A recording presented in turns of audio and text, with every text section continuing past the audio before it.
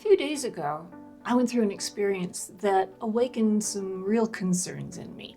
And after you hear my story, I'd love to hear in the comments your opinion about this.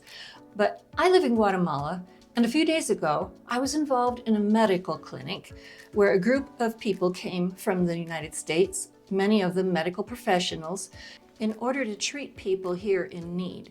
Now, I'm not a medical professional by any means, but I did work with a nurse who was seeing patients and a doctor who was overseeing the whole event.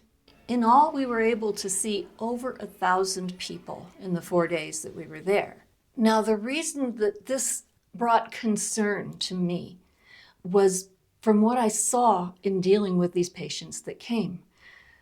I could put them all pretty much into 3 groups, except for just a very few who had very different needs. Either they had digestive problems, or they had respiratory problems, or they had problems with their joints. Now, this isn't unusual, really, but the thing that really concerned me was that the more I listened to people's stories and heard what they had to say and heard what their problems were, and working with them, I realized that most of these things could have been avoided by changes in diet and in lifestyle. A lot of people had gastritis. I mean, that was a really common complaint. They had gastritis and acid reflux and all kinds of digestive problems. Of course, some of the problems were probably because of parasites, and we did treat that. But a lot of it was just because of diet and lifestyle. Another problem with the respiratory problems, so many sore throats and coughs and colds and even worse. And some that had problems in their lungs and in their bronchial tubes, and just so many things just because of their immune system being low because of their dietary choices and their lifestyle. And people who had joint problems, lots of arthritis, even in younger people. Now, most of them that came in were women, probably because it was during the work day, during the week, and so the men were more working than women.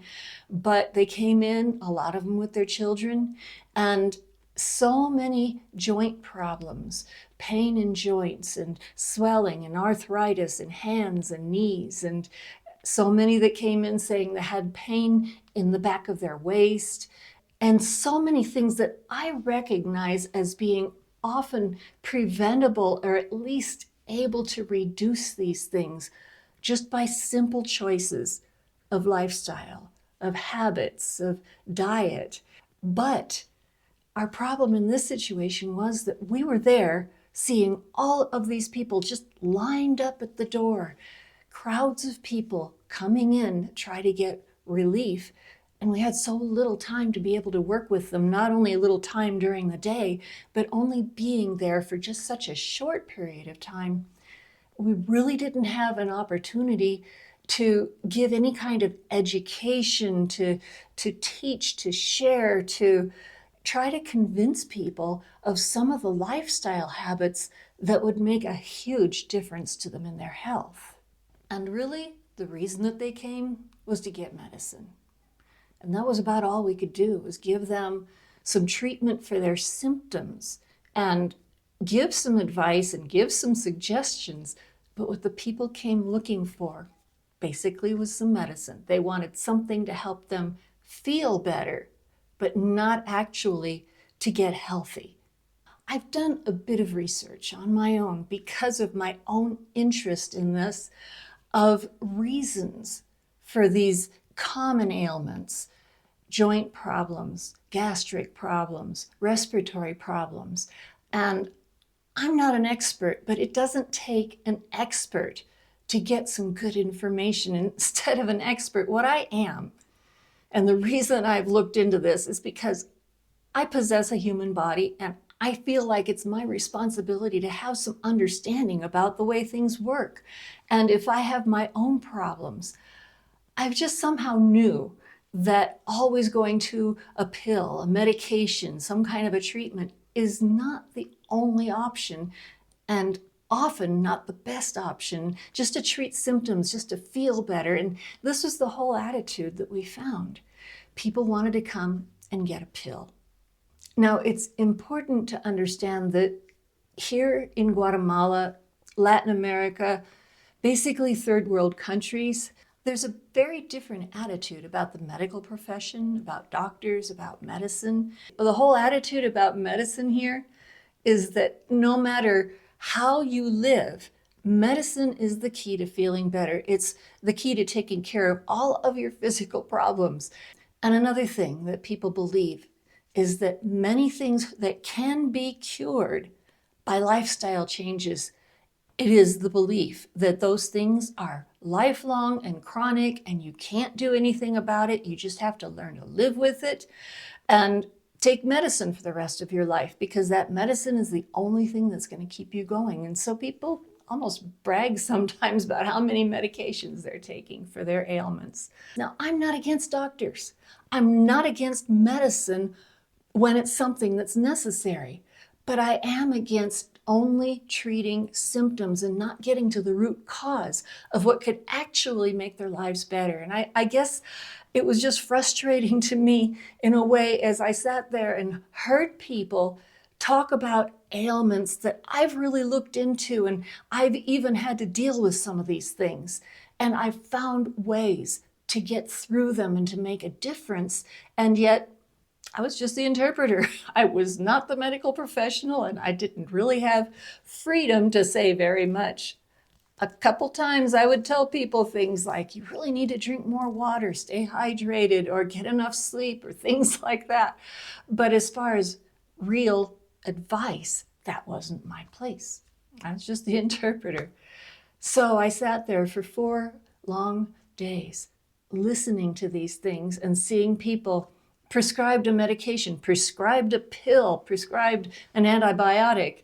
And that's another problem here, is that people will take an antibiotic until they feel better, and then they'll stop taking it and save the rest for some other time when they might be sick and they want to take the other half of the prescription of that medication, which you know is not a good idea, because it'll affect the way that your body deals with antibiotics, and it won't work to cure the problem. But they want the medicine. They just want something that's going to make them feel better. And I really wish that in this video I could say, oh, we solved the problem. We've got this and that going on, to help people understand what little changes they can make that would really help. But it's very challenging.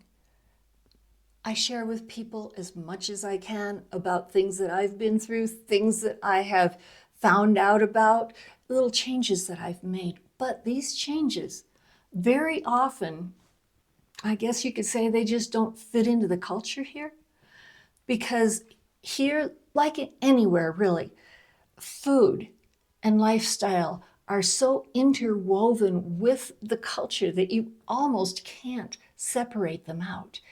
And when you're talking about food, you're talking about customs and traditions and recipes that have been handed down, and this is what we eat, this is how we do it, these are the ingredients that we use, this is how we fry things, or whatever it is.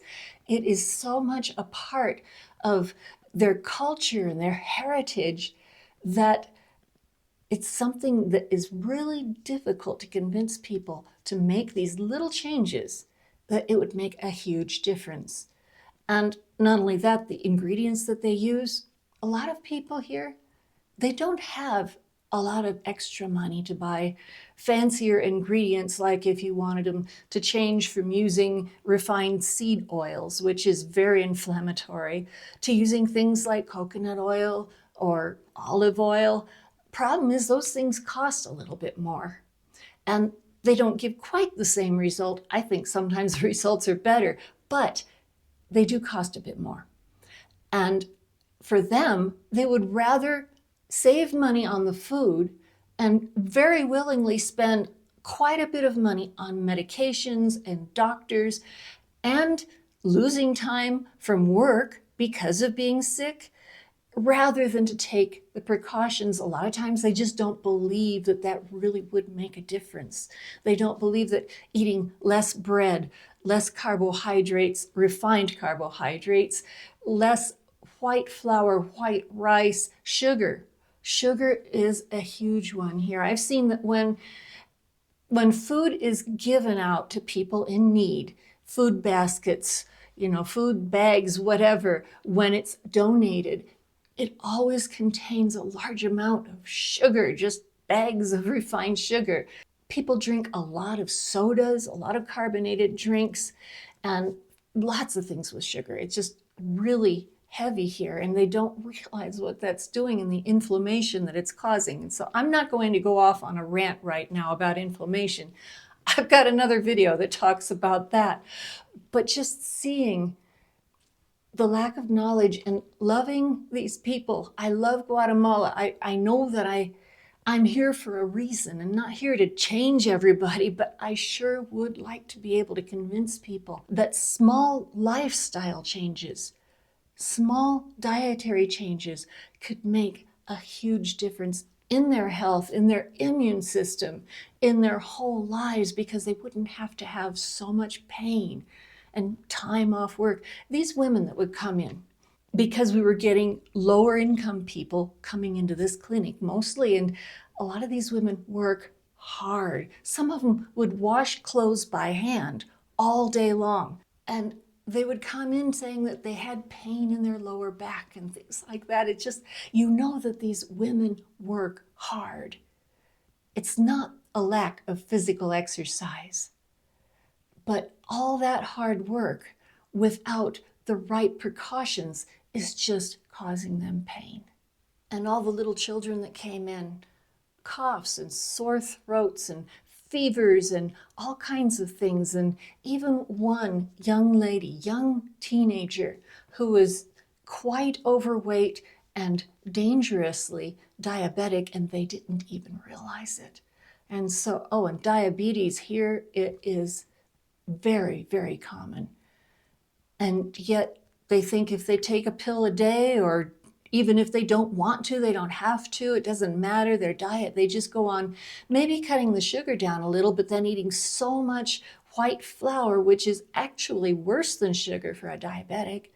And they don't understand that later in life, they can lose limbs, they can lose their vision. So many things that I have personally seen happen to people close to me because of that disease. So I will go on, being who I am, trying to share in as much love and humility as I can with some people that there are ways to feel better. There are ways to be able to adapt your lifestyle a little bit, just so that your immune system works right, just so you can avoid pain, just so you can actually get rid of the problem instead of just treating it with a lot of pills.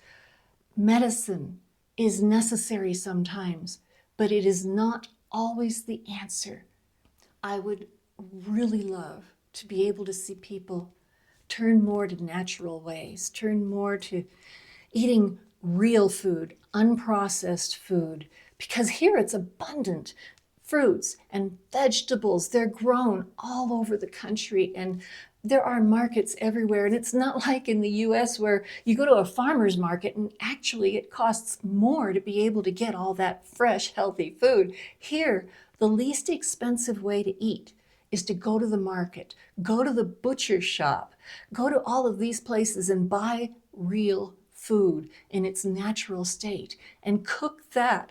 And if only they could take advantage of those things and leave off the highly processed foods and pay some attention to their fitness, their exercise.